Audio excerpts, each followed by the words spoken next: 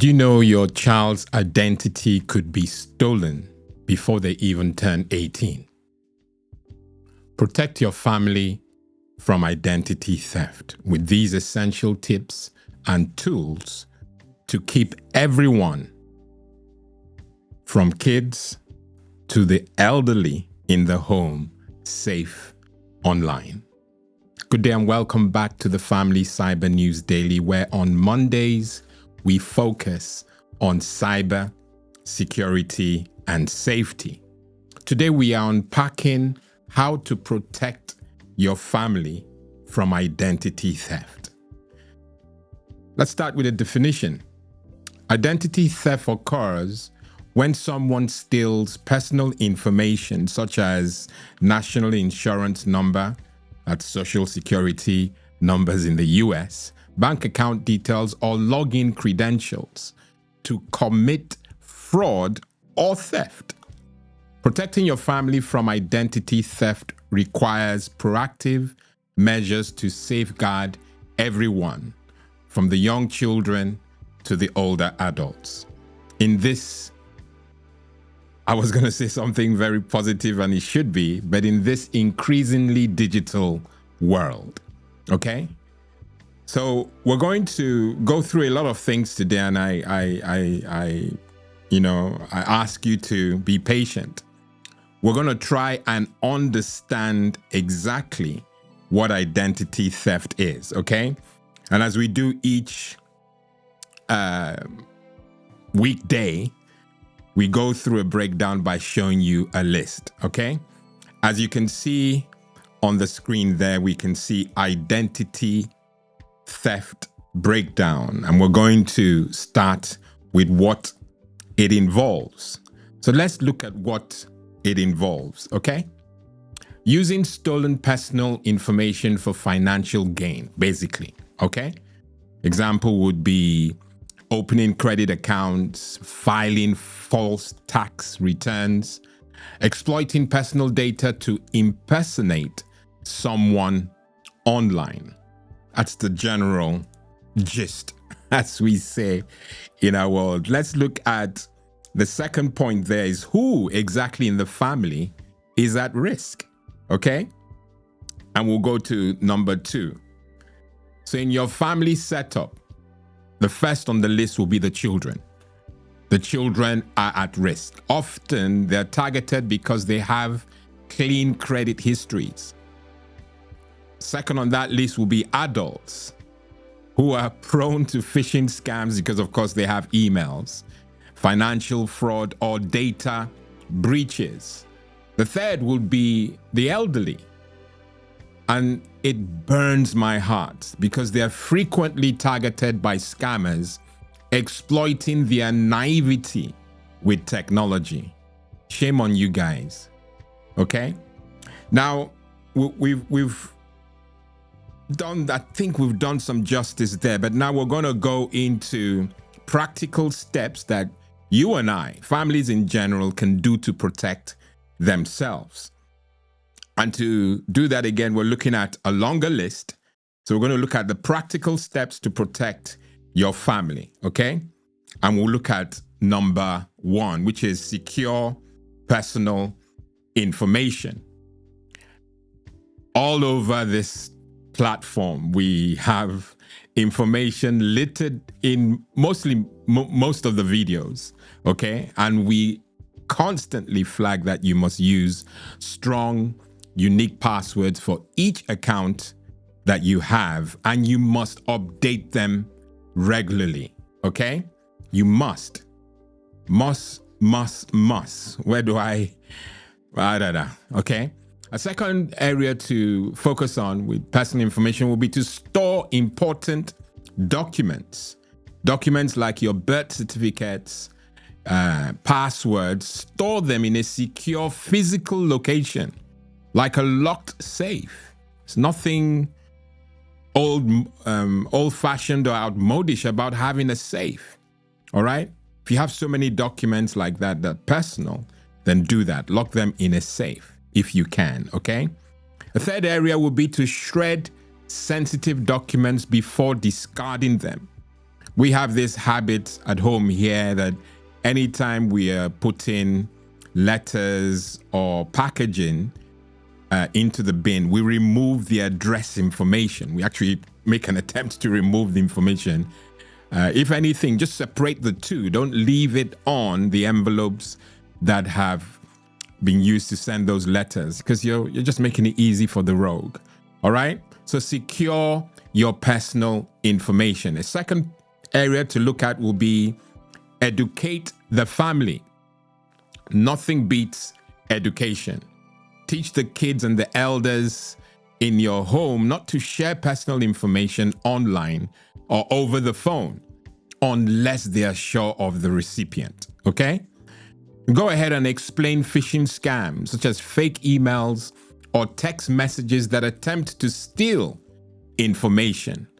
They'll thank you for it. Okay? We look at a third area as we look at practical steps will be online activity monitoring. So monitor online activity, especially for the kids. Use parental controls to monitor children's internet usage. Okay?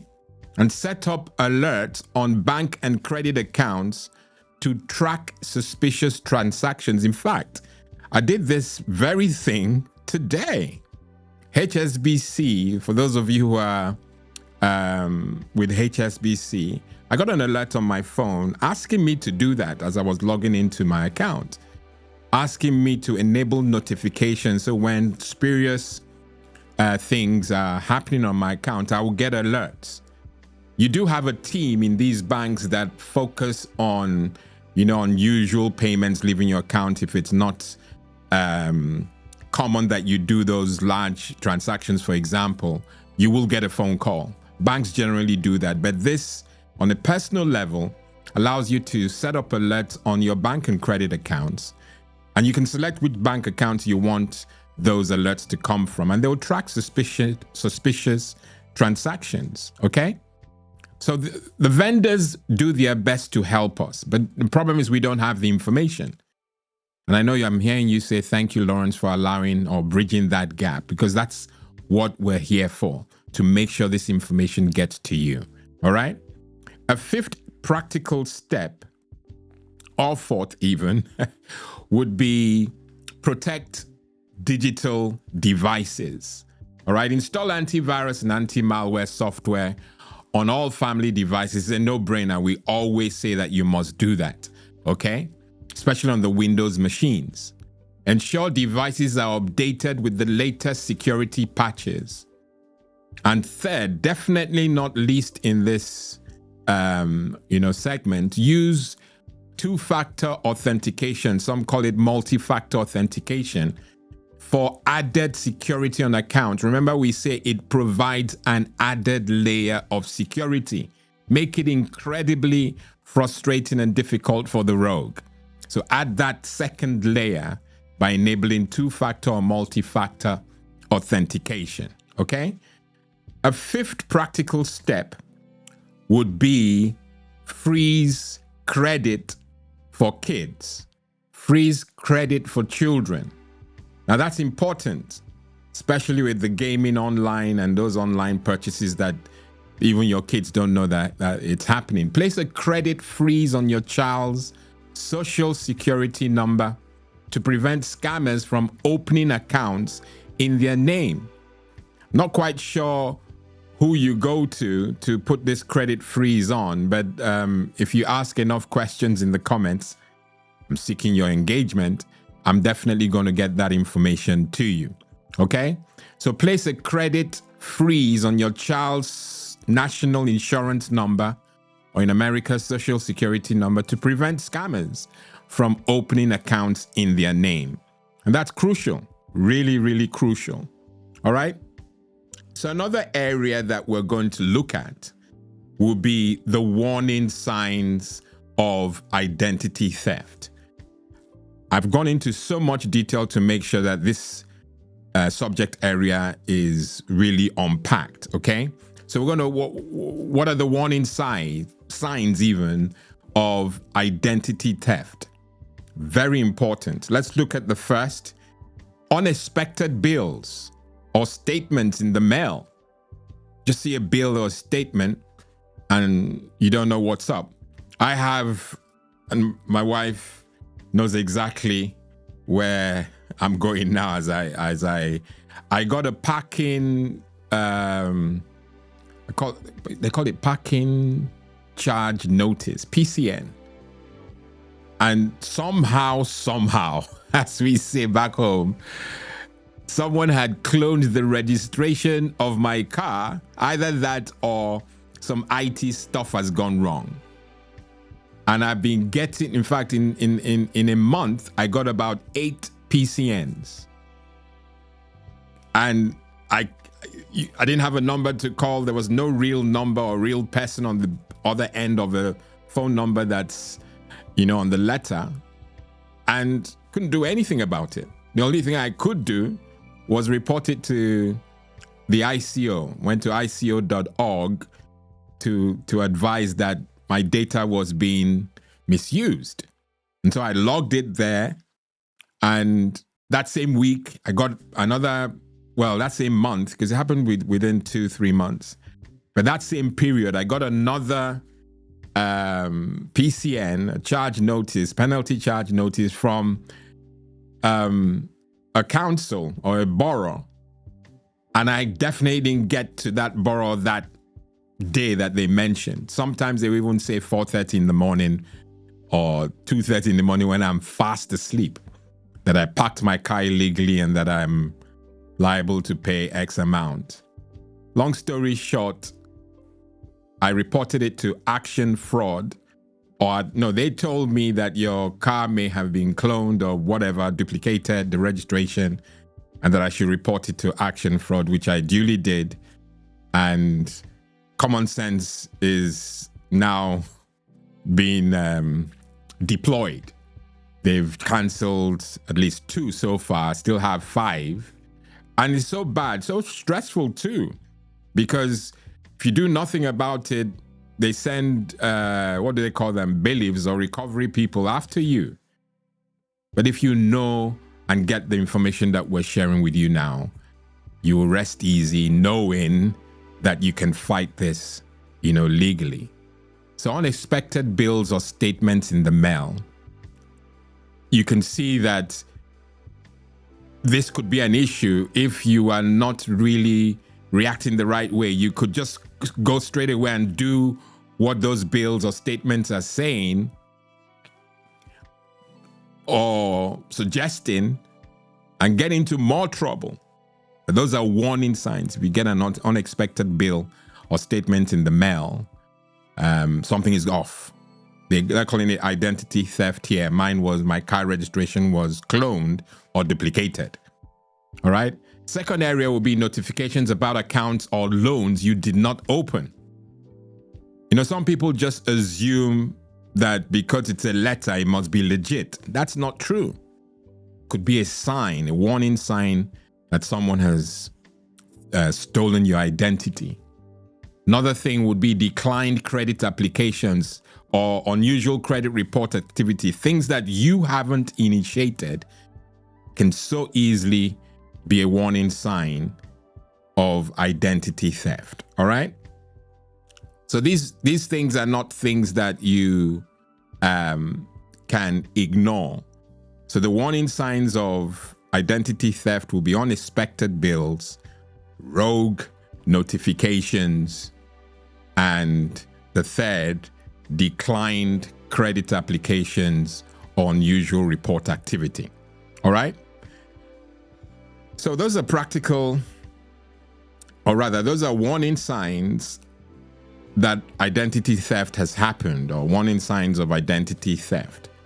Now, let's look at actions that you can do, immediate actions that you can do if identity theft is occurring right now, or you feel that it's happening right, it's happened a few hours ago, but immediate actions that you must take if identity theft is occurring or has occurred.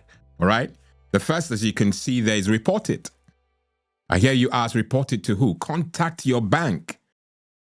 your credit card company, or any affected institution immediately. Don't hold back. Okay? Most of your the online banks have numbers that you can call that will get you to speak to someone urgently and immediately.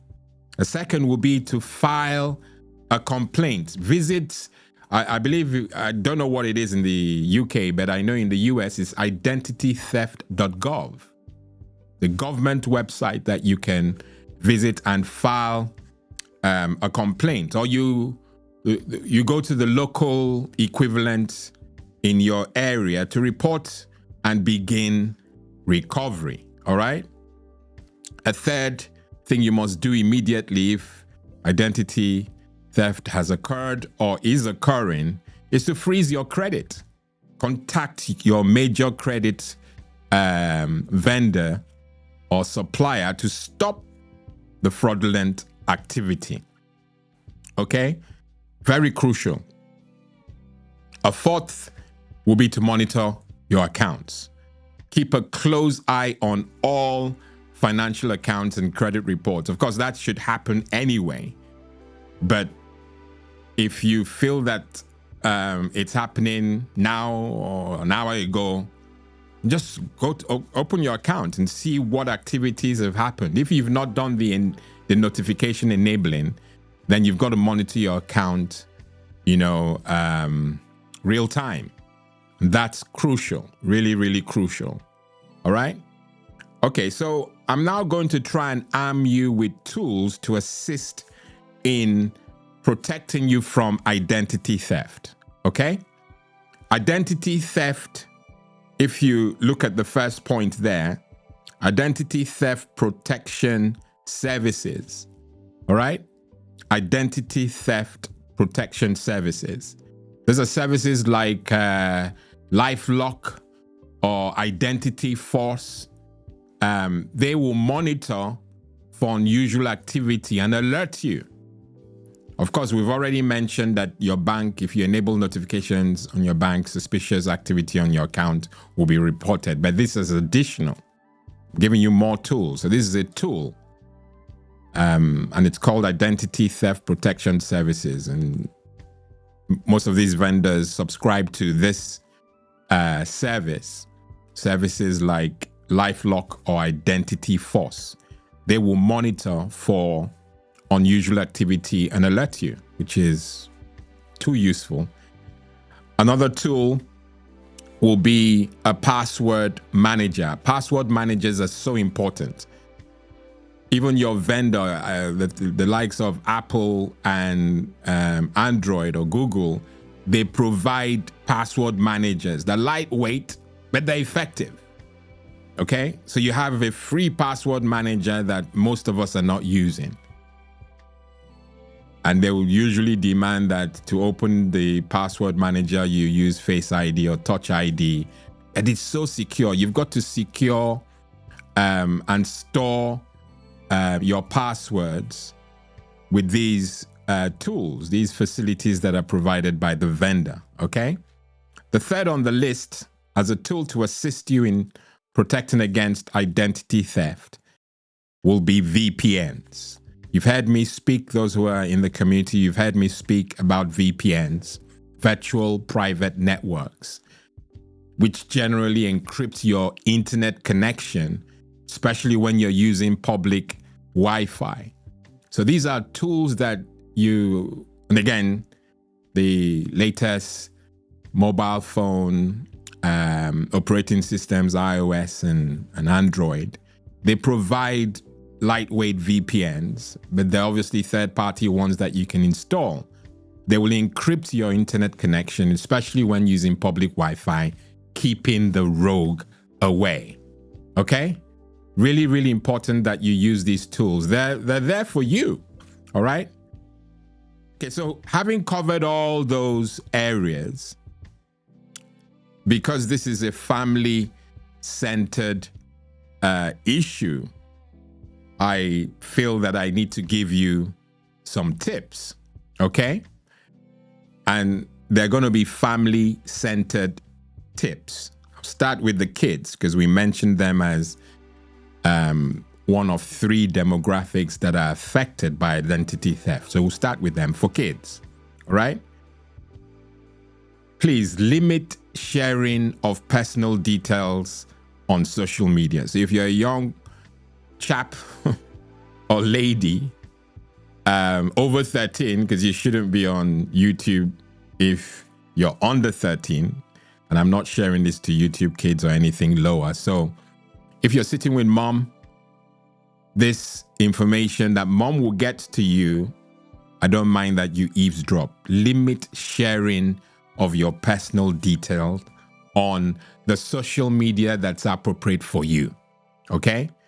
You know, if you don't start these things on the age-appropriate platforms, if you start what I call a digital hygiene, when you upgrade post 13 years old, you'll keep that etiquette. So limit sharing your personal details on social media, especially school names or birth dates. You're giving the rogue a head start when you get this information, because they're patient. They'll store this information and keep bugging you. And if you get lazy again, they'll get another one and just build the profile until they have enough to steal your identity. And that's what we don't want. So don't share school names or birth dates, okay? Another focus will be on the teens. When you get to this age, you feel you have wings. And you can listen to me because you're above 13. Well, I'm hoping 12. It is, yeah, 12. But if you're 13 till about, I think it's 19, you're 18. So parents, please teach the under 19s, teach them about secure online shopping. And you, who is a teenager, avoid suspicious websites. Don't go to websites that provide or promise things that are too good to be true. And certainly don't go to websites looking for one thing and they lure you in with inappropriate stuff before you can get to what you're after. And so before you get to what you're after, you're exposed to a lot of junk, a lot of malware exposure and all that. And you don't want that. Okay, so avoid suspicious websites. Another family-centered tip, the last, would be for the elderly. I call them, I'm one of them, OAP. The elderly amongst us are unfortunately a bit naive to technology. And of course, that means they're gullible and vulnerable. So a family-centered tip will be that the adults or even the young ones feel, you know, I've said that the young ones feel very mature when they're able to signpost or lead the adults who are less interested, or the elderly who are just not, you know, up to the task. Provide guidance on identifying scams, such as fake calls, claiming to be from banks or the government. So when you're speaking about these things, make sure that the whole family is involved so that you educate, like we mentioned earlier. You're educating the family. Everyone is aware that things are up, okay? Now, I've gone to these pains. Usually I've said that these, news bulletins will be under 3 minutes. I'm not even going to bother you with the fact that we've gone way over. I'll provide chapters in the video so that you will go to exactly where you need to go to. You know, but protecting your family from identity theft requires vigilance, education, and the use of tools and practices to safeguard personal data. By being proactive, monitoring accounts, and responding quickly to potential threats, you can protect your loved ones from the devastating effects of identity theft. As I always say, don't forget that technology is just a tool. Open conversations and trust are key. Hit the subscribe button to support the channel. Remember, it's free. And don't forget to like and share with your friends and family. I've been your host, Lawrence Idem. Until tomorrow, God bless and goodbye.